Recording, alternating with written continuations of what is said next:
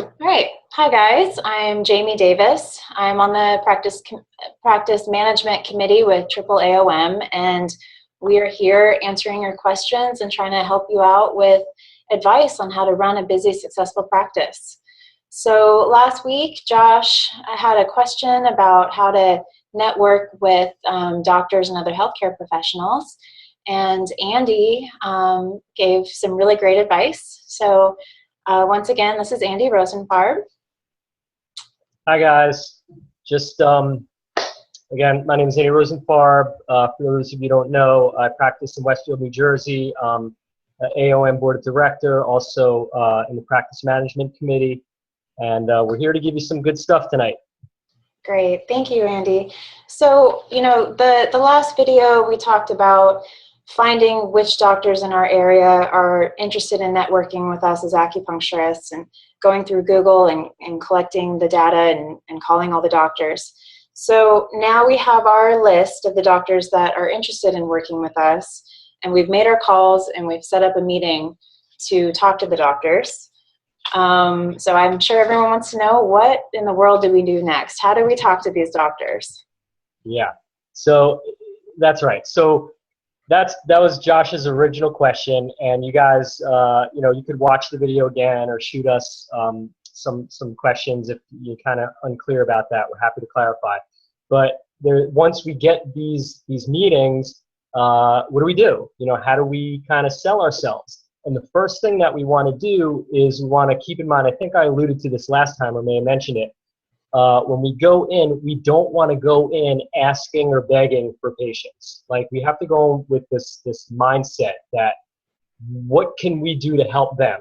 Again, the call that we made to them was, we're looking for referrals. We have patients that we want to send to them, and we're coming to meet them to learn more about them and their practice, so that when we make this referral, we know who we're referring to and a little bit about the practice. So I could say, you know, hey, Mrs. Smith, I want to send you to, you know, Dr. Ming, you know, who's a great physician, and he went to school here and, you know, really specializes in, you know, this, that, and the other thing. So we have some, you know, clear knowledge and understanding about who this person is. Great.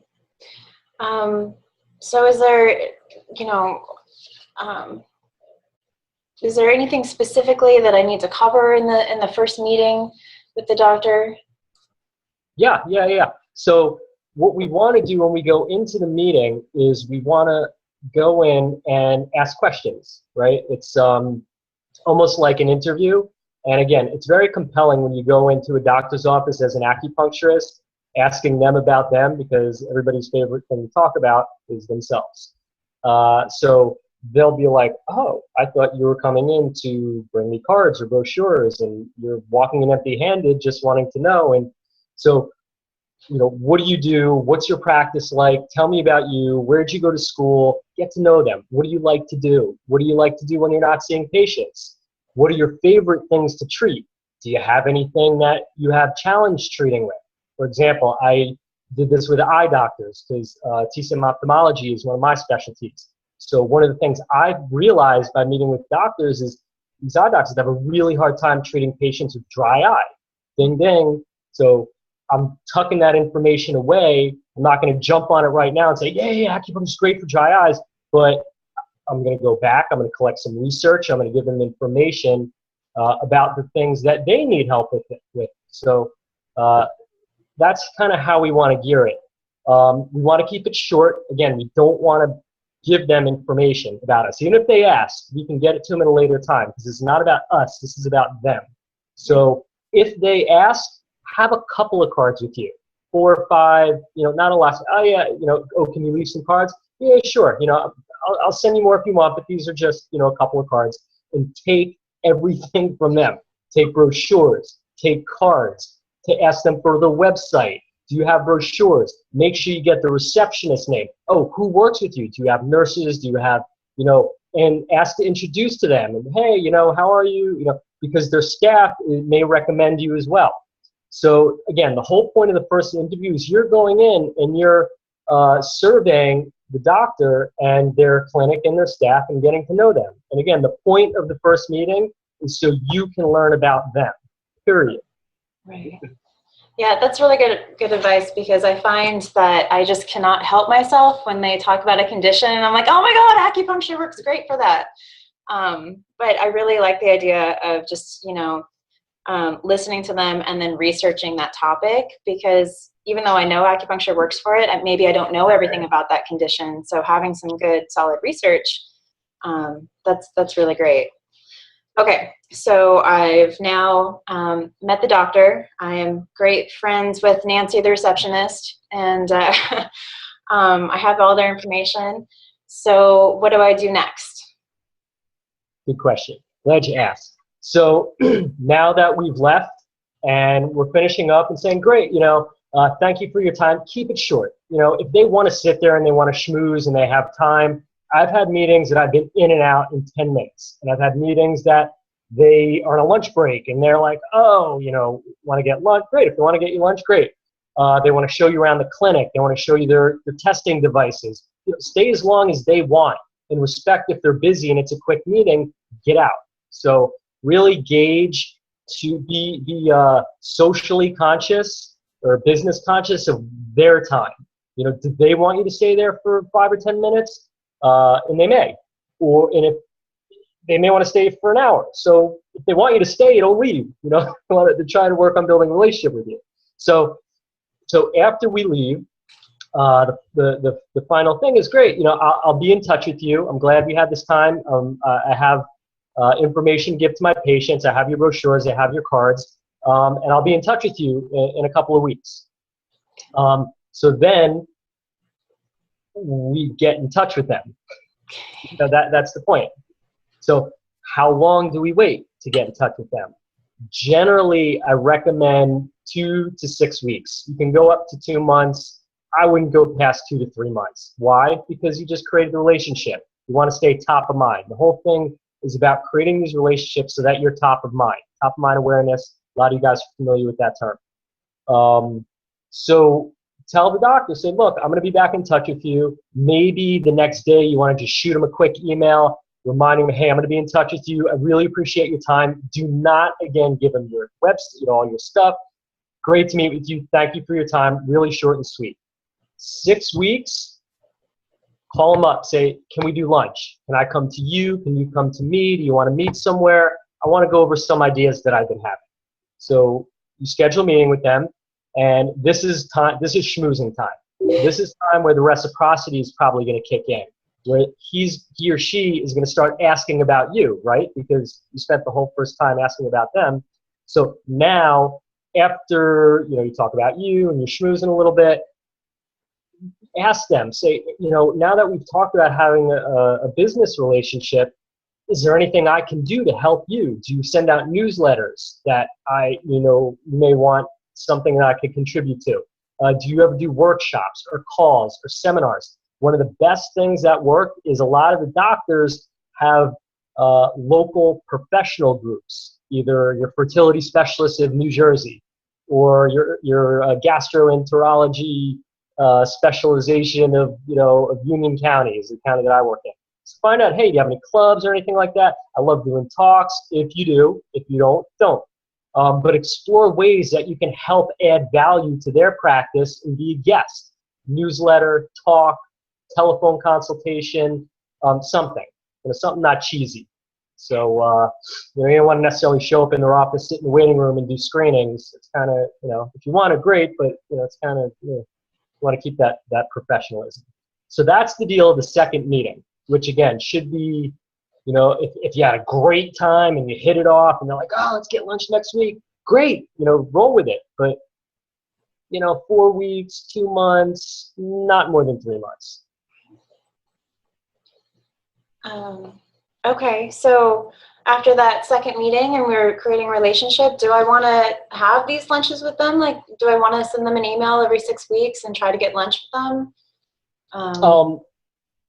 Yes. So again, after we've had this discussion, and let's say the guy is like, I'll give you an example out of me. So one of the doctors I talked to, again, another eye doctor, said, hey, I'm the vice president of the New Jersey Ophthalmic Association. You know, probably not a lot, everybody's into acupuncture, but we have guest speakers. Would you like to come and present your information? I said, as long as you guys, don't have vegetables that you're going to start tossing and, quick, but not that quick, but just, just feel everybody out. I don't want to come if it's going to be like uncomfortable, they're not really into it. So ask them first, and if they're open to it, I'm more than happy to come talk about any specific topic that they want or general about acupuncture. Another doctor invited me to go into their newsletter.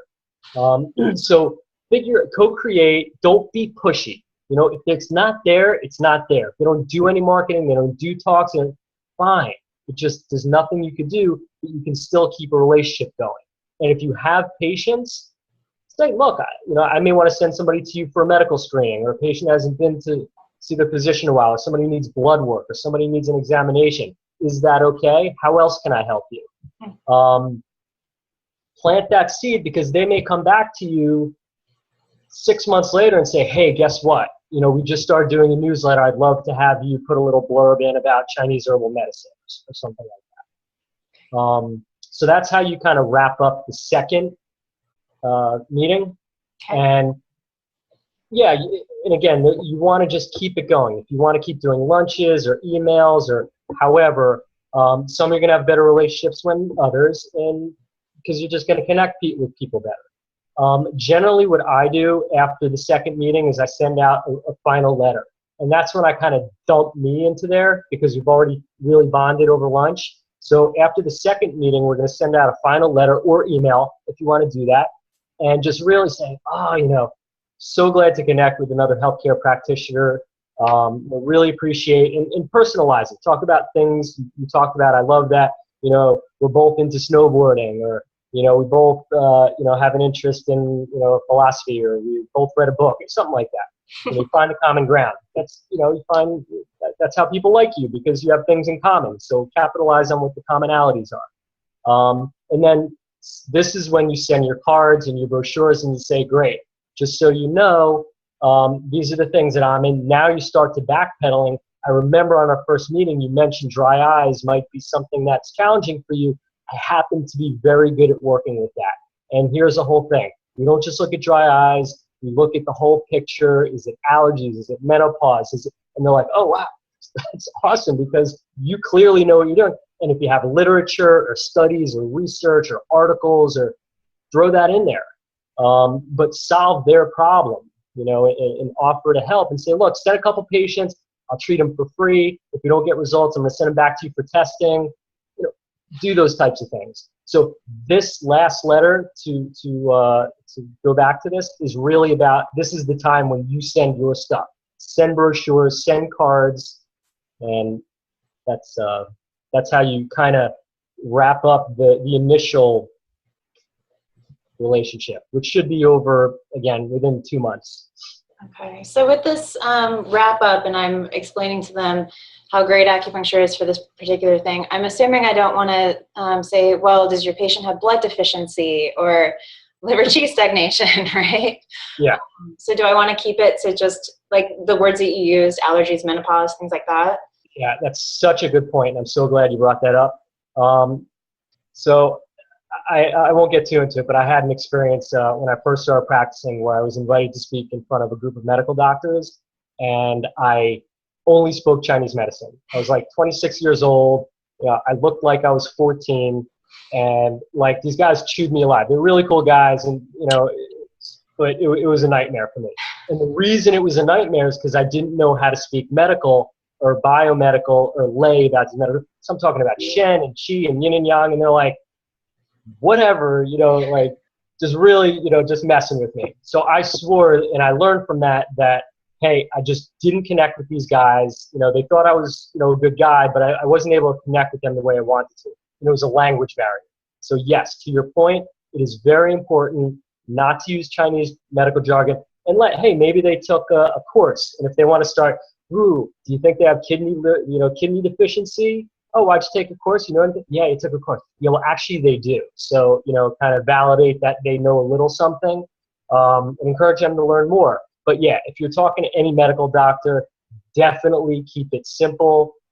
Medical terminology, don't use Chinese medical jargon, talk their language, real basic. Don't try to sound smart.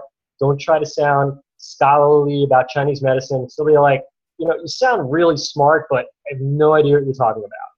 So that's what happens. So yeah, definitely make it a point to not try to impress. Don't try to impress. You know, just don't try to impress them with what you know.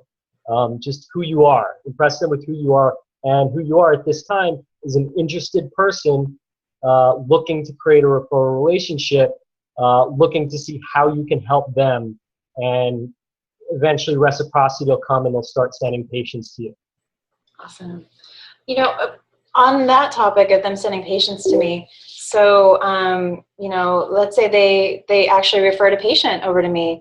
Do I need to send them a progress report? What do they even want on a progress report? Is this something that's necessary, or is this only if they ask me? This is a great topic, and one of my colleagues who's in San Diego, his name's Mario Mancini, he's an expert at this, and he taught me how to do this. He works with a lot of medical doctors, and I'm hoping to try to get him on this call. The short answer is yes. The best practice is to have a form letter. When medical doctors refer to one another, they do so through letters, all right? So an ophthalmologist will refer to a retina specialist with a letter explaining what their findings are and why they're referring to somebody. So thank you for referral. I saw somebody at your office. I wanted to refer them. So they send it back.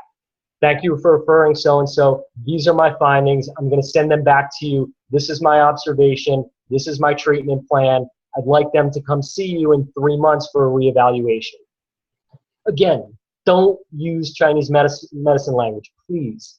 Don't use qi and blood stagnation. Say they have, you know, problems with circulation, or they have muscle atrophy, or they have, you know, range of motion issues. These basic terms you can use, but the best, it's a phenomenal way to get, oh, wow, oh, you know, the guy gets the letter and they're like, oh, he knows the drill, or she knows the drill, you know. So yeah, I know a lot of people who don't do that and are successful with it, but if you have the time or the inclination, I highly recommend it, to the point that I think that might be even worth, again, having some type of you know, call and educating people how to do that. All right, well, it looks like we have our next assignment then, our next interview. All right, well, this has been great. I even learned some new stuff, and I'm on the practice management committee. So yeah, we're going to be doing lots more of these interviews, I hope, with lots of different acupuncturists. I know, Andy, you've got a bunch of people just lined up almost, right? Yeah. Great. Well, Yeah, in your head anyway. We still have to call them.